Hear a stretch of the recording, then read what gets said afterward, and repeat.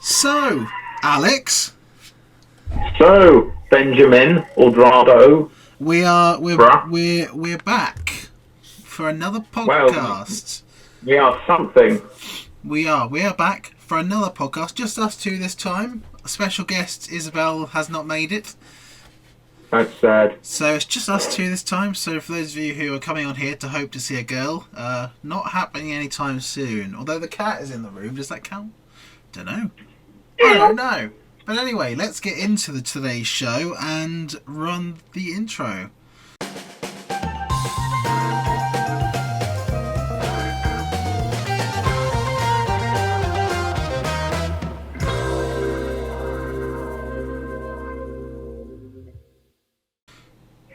Yes.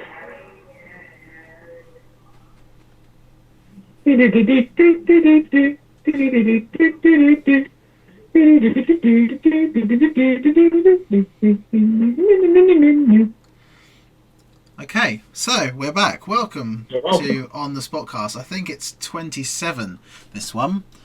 I have no idea. I think it is, yeah, because I only uploaded the other one a few days ago and that was 26, so yeah, I think. So yeah, I think it's episode 27, but today we're back. Alex and I are here to talk to you about the lovely world of Microtransactions. Yes. Otherwise known in that's how it's known in the common vernacular as microtransactions. Indeed. Now this is an idea Alex came up with because he duly informed me of some outrage and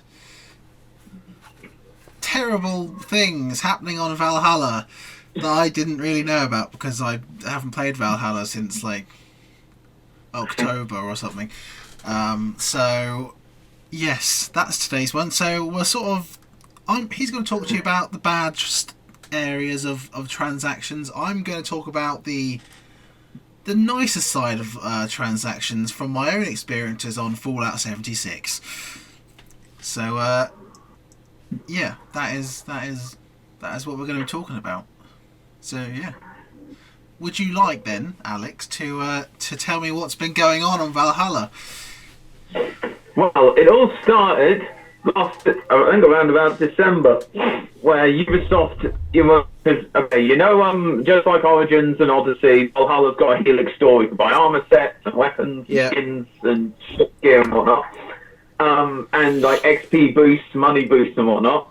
Valhalla at launch didn't have any of that, and then last December they added them in once all the reviews were done, and a lot of people weren't happy about that. And in my opinion, like Odyssey, I kind of get it because that game is grindy as hell, but Valhalla was built from the ground up to not be a grind, and it's not. So why they put them there, And those are the ones who were missed about that. And then recently, like less than a month ago, someone realised that there's as many armor sets. Oops. If you've got all the... Hello, hold on. You disappeared. What the hell happened there? You disappeared. It's fine, don't worry. The internet just died, that's all. For some reason. Yeah, I think my internet's been a bit funny as well. Okay, now basically all the podcast people are currently seeing my phone settings, which is nice. Why is my internet not? I hate it when it does this. Mine's been a bit funny as well for some reason. Must be a local issue, perhaps. Come on, internet. What are you doing here with your life? Work, damn you! Jesus. Right, let's try that again. Yeah, I've got issues too because my booster's being all funky and weird. Maybe there's an issue in the area today. Maybe there's some interference going on or something. I don't know. Well, it seems weird that we're both having issues at the same time, isn't it? It is a little strange. But I didn't really understand a great deal of what you said because it was laggy. But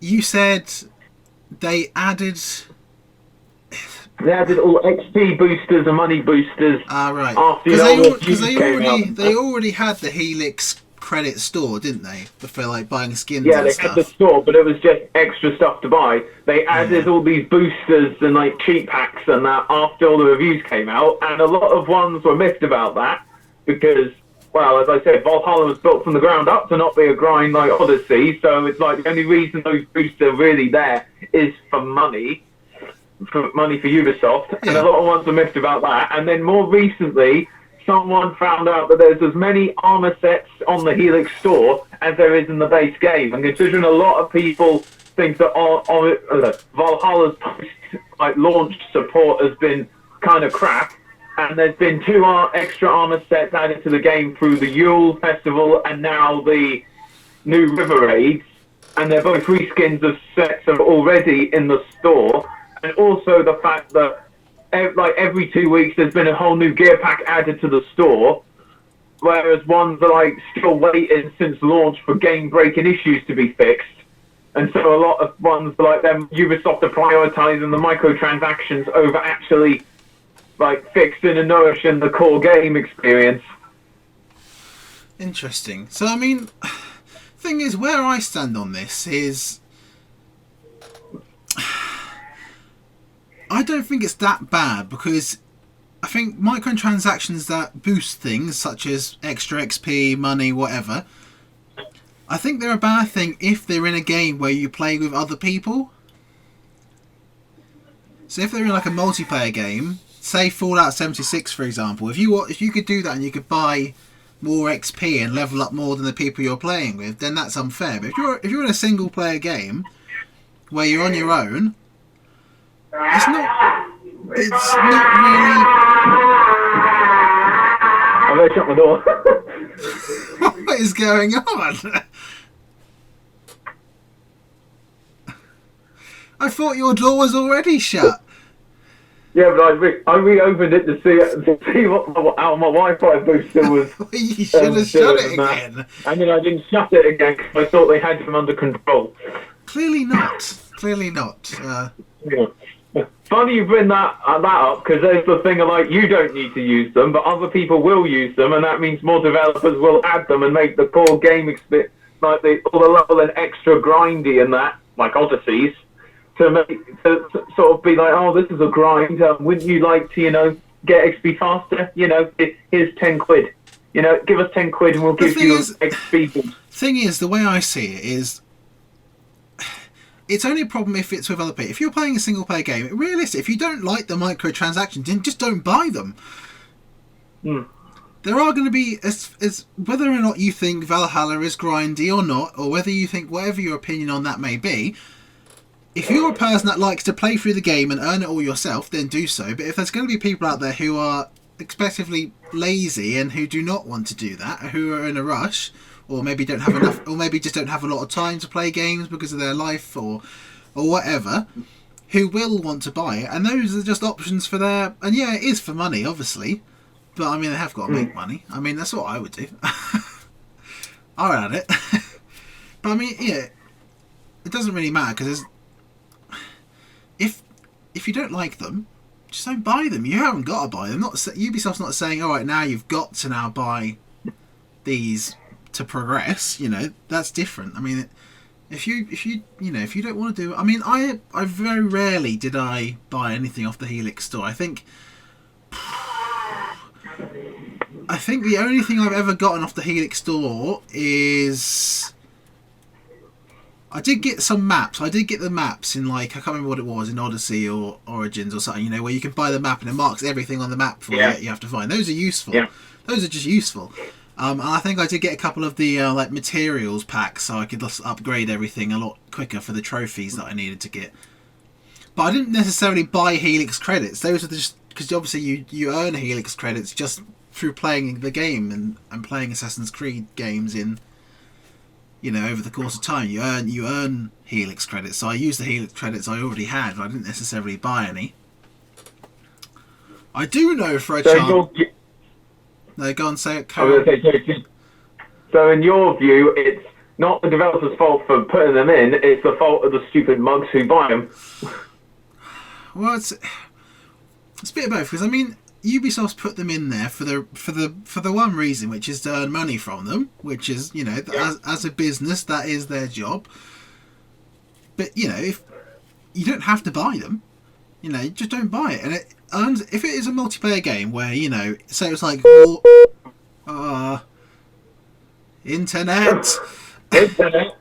Say it was like a multiplayer game like Warzone, for example. You know, so you're playing in a big world. You know, you're playing against other people. So if they get an advantage over you, say they have better weapons or they have more XP, they get XP boosts over you. They have double XP or whatever. Then fair enough, it's an unfair advantage because they've spent money to have a better advantage than you. So that makes it unfair. But in a single player game where you are the only player, it doesn't really make a difference because if you want to rush it and you want to have a boost, then have it. If you don't, then just play it normally and let everyone else do what they want to do. I don't. The only part, and I will say this because she's not here, and that means we can say what we want now. Isabel, she bought Helix credits, but not because she wanted an XP boost. She bought them because she wanted to have the horse look like a giant wolf instead. Because she really likes wolves. So, yeah, she bought it because she wanted a giant wolf, which was good. And yeah, so yeah, no. I mean, yeah, I don't see an issue with it really. I mean, it's just, you know, it's not like it's providing an unfair advantage or anything. If you just want it, use it. If you don't want it, don't have it. So I think it's because, like I said, there's not Valhalla's post-launch support. Loads of people think it's been disappointing. They're like, why are they throwing all these armor sets behind another paywall instead of doing like these cool in-game events and challenges and whatnot to let you earn them that way? And that the only reason is money, and loads of people don't like that. Yeah, I get that side of it, but then again,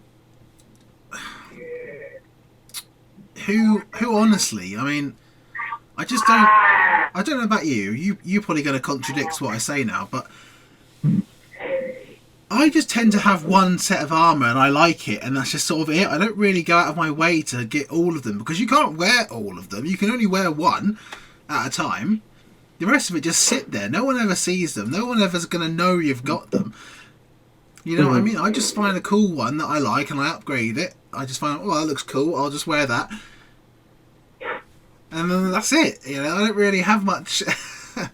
You know, I don't really have a kind of opinion on whether, you know. But once again, that's personal choice, isn't it? If you want to go on there and you're that desperate to have, I know what you're saying. They should be available to everyone by earning them. But at the same time, that wouldn't give the customer an incentive to buy the Helix credits. Which sounds weird, but you've got to think of it as a business perspective as well. They have got to make the money. You know, so if you don't give people a reason to spend the money, then you're not gonna, you know, you're not gonna make any money. The game itself is not enough. I know. Uh-oh, SpaghettiOs. We seem to have lost Alex. Hold on. Sorry about that, ladies and gentlemen. The internet went a bit weird. Again. Yes, so where were you anyway? You were talking about something? No, I can't. I think you just finished saying something.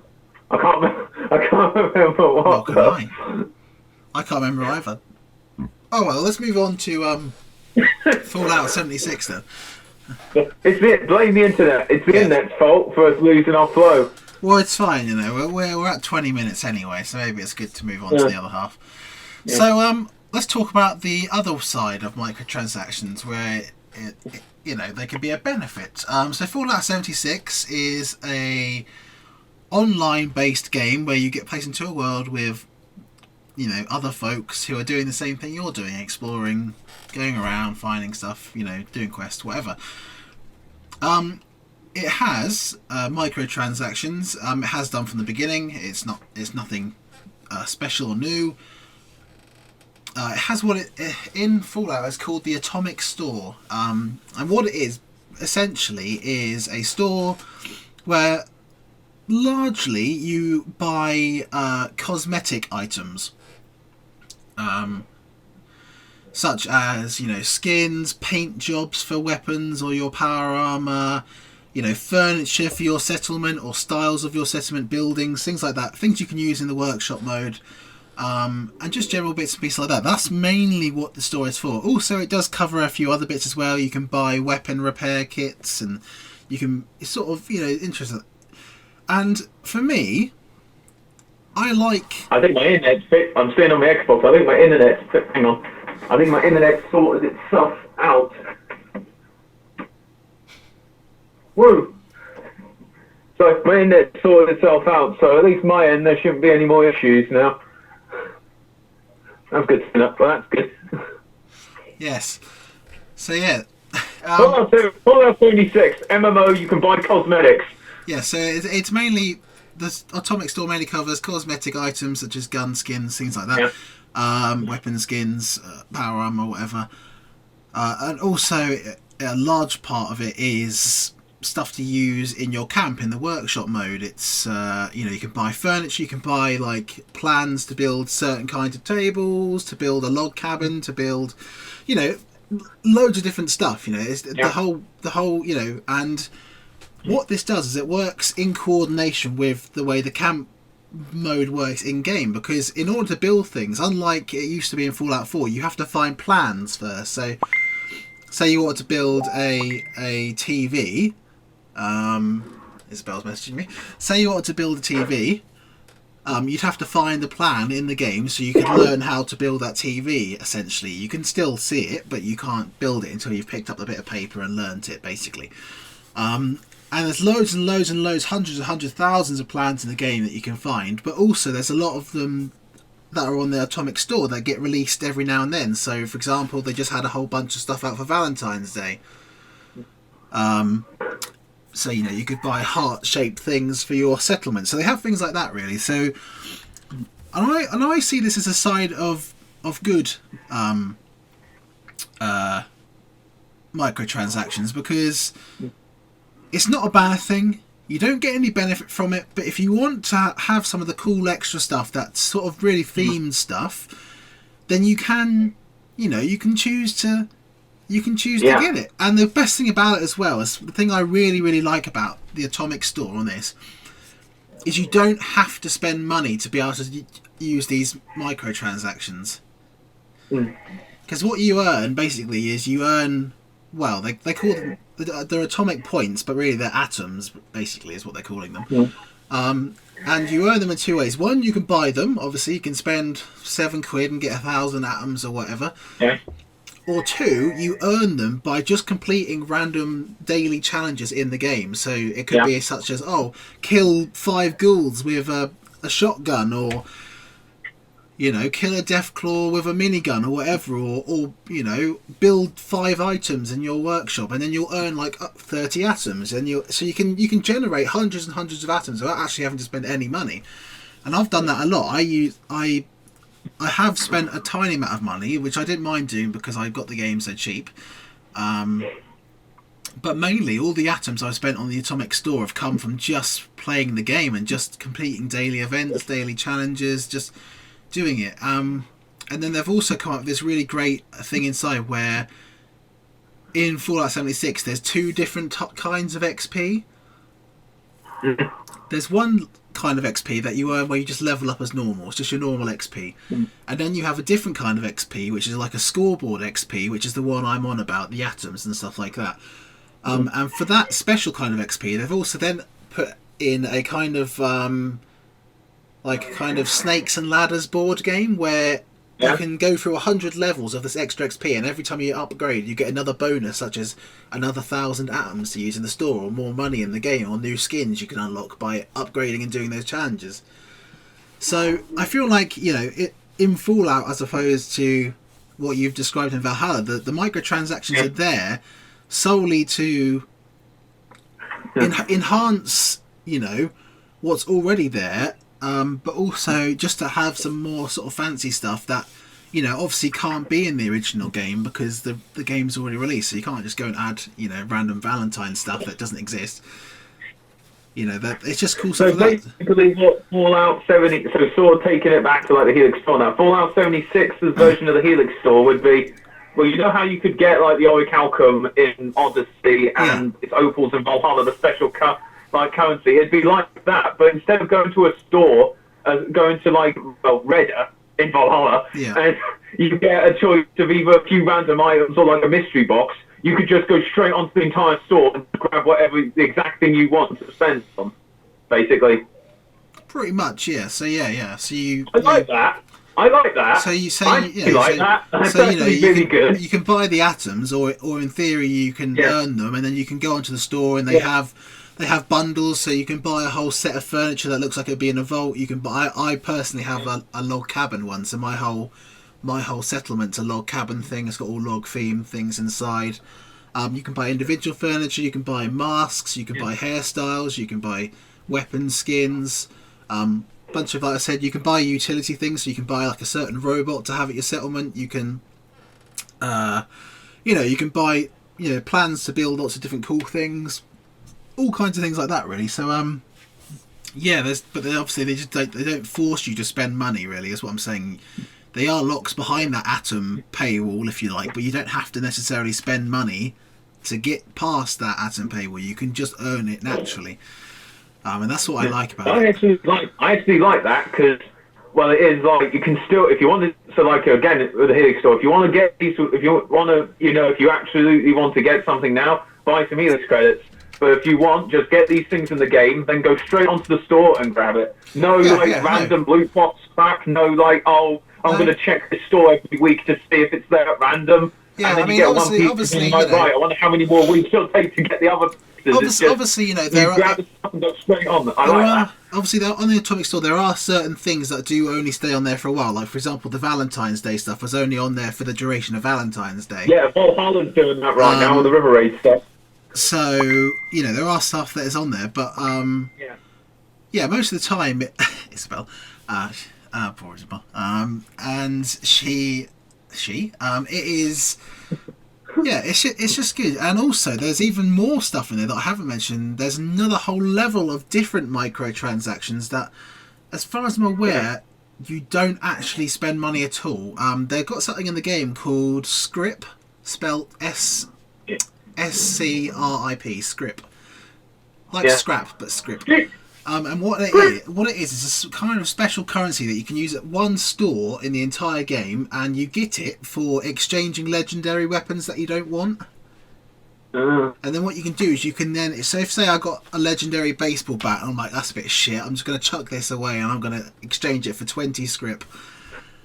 What you can then do is take that scrip to the special store in the game and you can exchange it for a mystery box of what could be a long range weapon or an armour or a modification.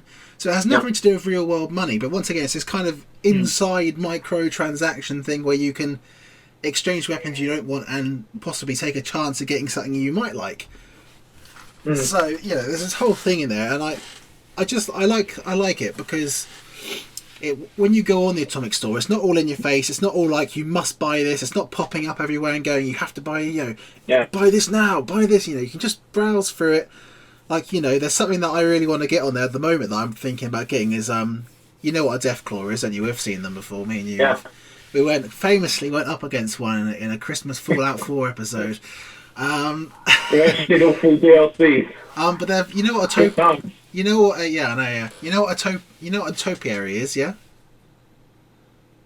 Maybe, I don't know. Topiary is like one of their hedges that they shape into looking like a certain thing. Oh, yeah. There's basically you can buy a Deathclaw topiary, so you can buy basically a giant hedge that looks like a Deathclaw. That's cool. If you get like two of them and have them at the end of the path to your house. Yes, I mean at the moment, I don't know if I can't really show my settlement on the podcast. I don't think any easily way. I'd have to literally record it, cut it in. I mean, I can do that if you want. I don't know. It's up to you. I don't know. We'll let the comments decide. Maybe say what you say, comments. If you want to see it, we'll do it in next week's one. But comments. So, and also I forgot another level of microtransactions. I've forgotten. There's a whole level of transactions that operate between players in Fallout 76. Oh, so you can like trade with the actual trading. You can trade. There's two different ways. You can trade with people by going up to them and requesting to trade, and you can then sort of swap in between inventories. Or at your settlement, at your camp, you can actually set up your own store, automated store, where you can go on there. You say, like, for example, what I do is I only use a certain types of guns. So I often collect a lot of ammo that I won't use.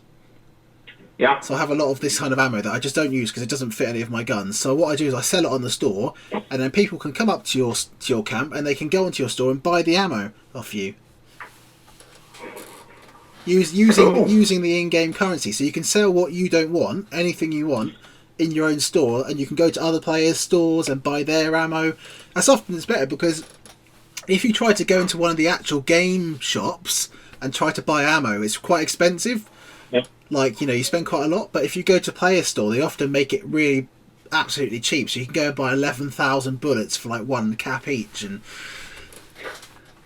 because it's just the best way to shift ammo. So you've got a level of microtransactions from the atoms, you've got the script, then you've got literally the in-game shopping from each other's settlements.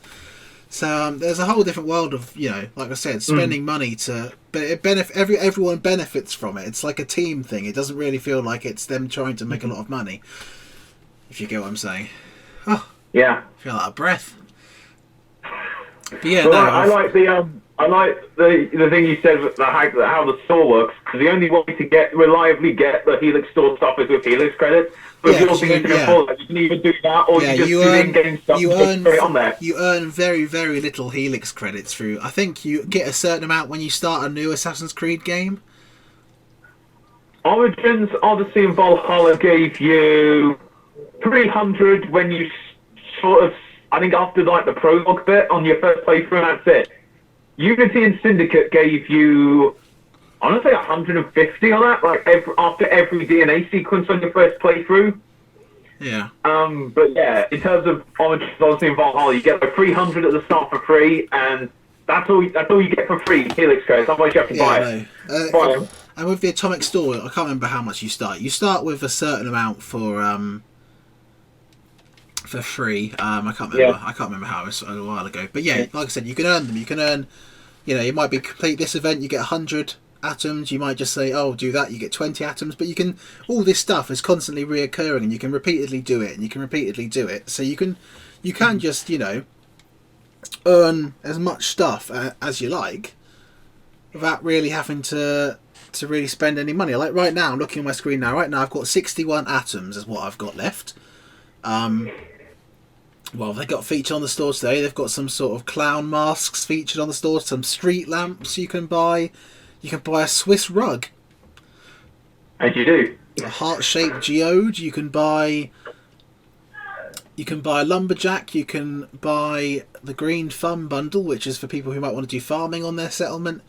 You can buy, a hat. You can get some skins. You can buy some sofas, a log table. You can buy some fancy letters that light up on your wall. I've already got them. You can buy a desk. You can, there's loads of stuff on here you can get, and you haven't necessarily got to spend any money at all on doing so. You can, obviously, if you really want, but that's up to you. It's up to you what you want to do. But so yeah, I've spent a lot of time building my settlement in Fallout. Probably more time than I have. That doesn't surprise me at all. I have finished the main storyline, but I've probably spent more time building than I have playing the rest of it. Although I still do play the rest of it, but I spend. Problem is I kind of combine them both now, where I go out and I explore the world. But when I'm out exploring all these places, I'm constantly looking around for different things and go, oh look, there's a kettle. I can take that kettle. I can scrap it, and then I'll have some more steel to use in my settlement. Or oh look, there's a plastic fork. I can take that and I can use it to make it into something into my settlement. So I'm going around taking all this stuff and then scrapping it up and then putting it back into my thing again. So yeah, no, it is good. I mean, if you want to see the settlement, everyone, let me know, because it's got it's got a garden, it's got shops, it's got growing facilities, workshop, it's got a museum upstairs. It's got plenty to go on. So Yeah, yeah. That Yeah. is that for me is anyway is the is a nicer side of microtransactions where you're not compelled to spend anything, but you can if you want. But realistically, unlike Ubisoft, you can earn. Obviously, you earn it slower than if you bought it, but you can still earn. Yeah. You can still earn enough to You to still do it. reliably get the stuff Yeah, you want from the store. yeah. You can still do it. Like last night I think I had 250 and I spent all of it. Now I have 61. I don't even know what I've done to get back to 61. To be honest, I don't even know what things I've completed. They just happen randomly. I don't. And it's not even like. And it's the thing about it's not even like I'm going on there to see. Oh look, I better do that. I better make sure I focus on killing them with a machine gun. I'm not even bothering to do it. I'm just earning it by chance. I just happen to have one go. Oh, say look. Oh, you've killed 76 ghouls with a shotgun. Oh, have I? Here's 40 atoms. So it's not even like I'm going on there and deliberately homing in on different challenges. You could, I guess, if you wanted to, but I'm not bothering. I'm just earning it by the sake of earning it. Just by going around and having fun and enjoying it, really. It's all your... So, Yeah. Oh, God, I feel out of breath. This is why... You warned me when I said about the topic. You were like, just hope you're ready for a big old wall of Fallout 76. Mm. And that was a big wall. And now you're paying the price. Yeah. This is why we don't have podcast topics, because otherwise Ben will die. Normally we don't say anything and it's awkward. Oh. Okay. Right. So let's move on then and finish up today's podcast. So a little look at just the channel, everything is going on in life. So yes. What's been on the channel recently? Not a great deal. I've been playing Fallout, as you might have guessed. Yeah, and, I've been playing Valhalla, as you can probably guess. I keep saying to myself, you know what, Ben, you've got to upload that those videos and edit them, haven't you? Yeah, but I've got to build that thing in my camp, haven't I, as well? So that's important as well. So yeah, no. So apologies for the lack of uploads. I've just been getting a bit lost in Fallout. We did have a podcast go up a few days ago, which was very becoming of Alex in the lovely title. Alex is a very naughty boy for what he did to poor Shionium in his wet dreams.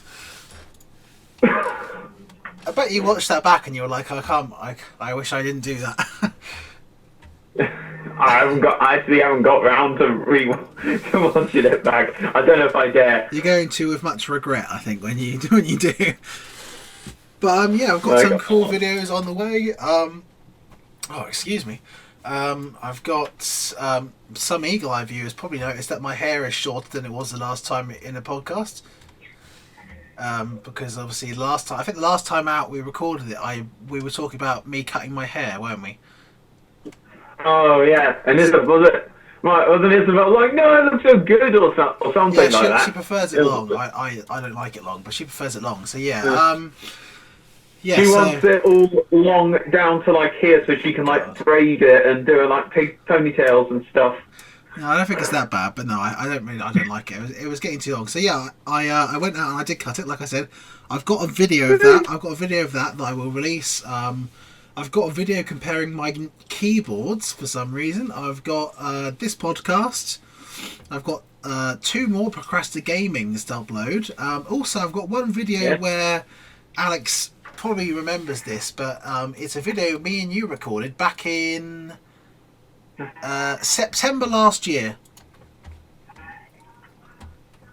I don't remember from that far back. It is the Draw Something video. Remember where we did we drew things for each other and we had to guess what we were drawing? Oh yeah, that was a bit of a disaster, that video. So I haven't edited that yet, but I'll get around to it. It's been there since September, so I will get around to it. It's only been 5 months, so I will get around to that. But yeah, everything's fine.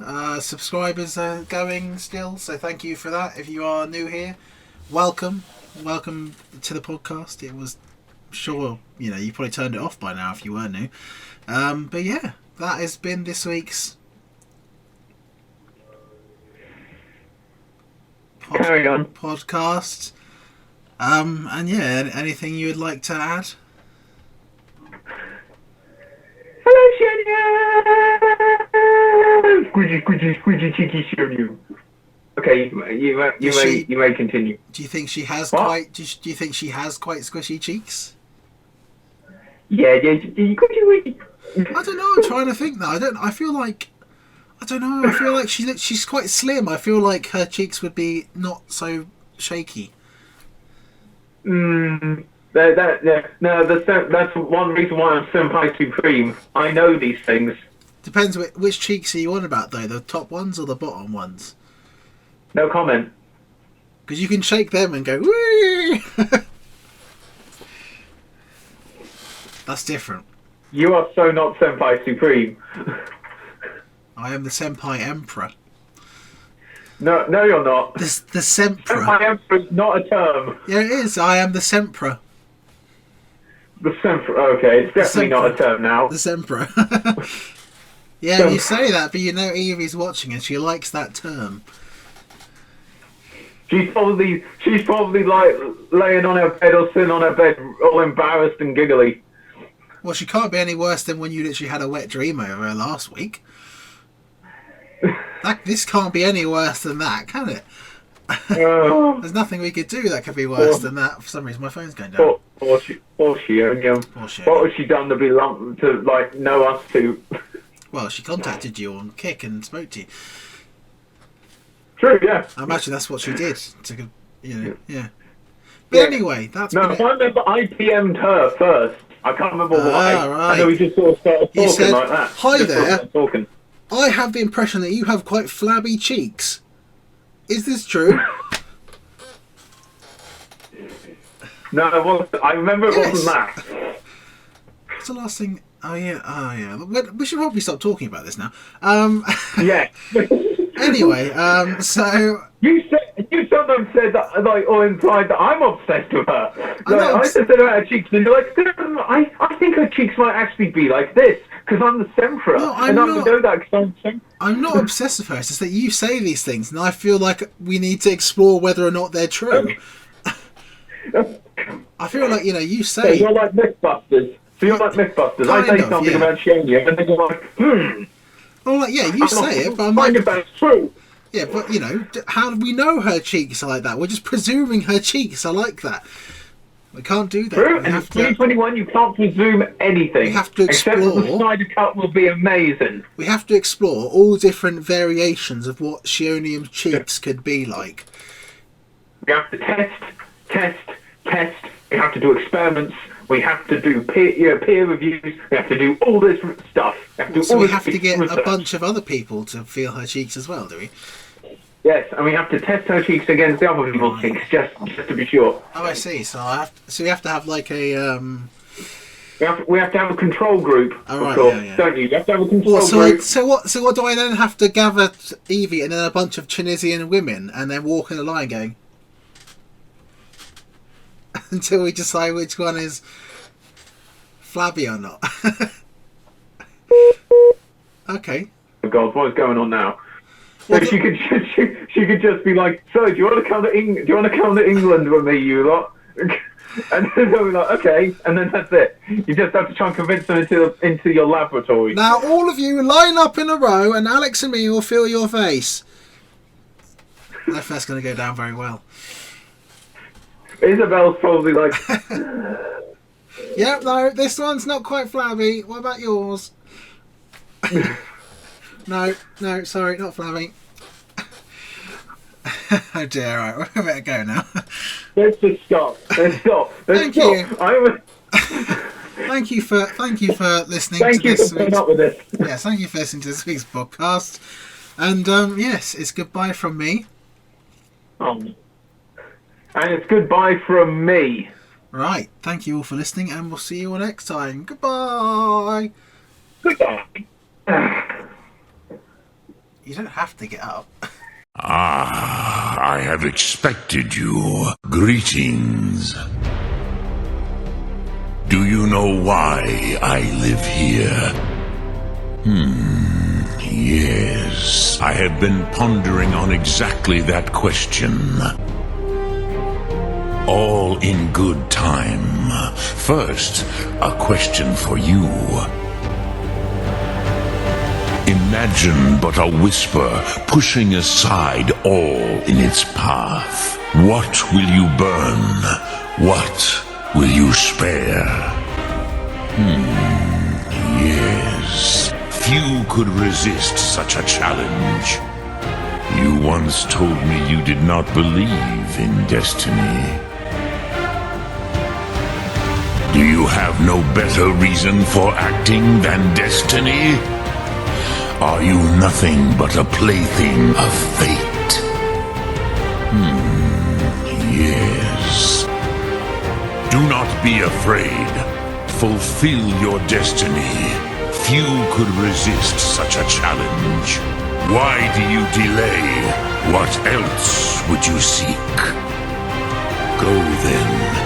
Fare thee well. Do not be afraid. Remember well. Power, you have it, but power is inert without action and choice.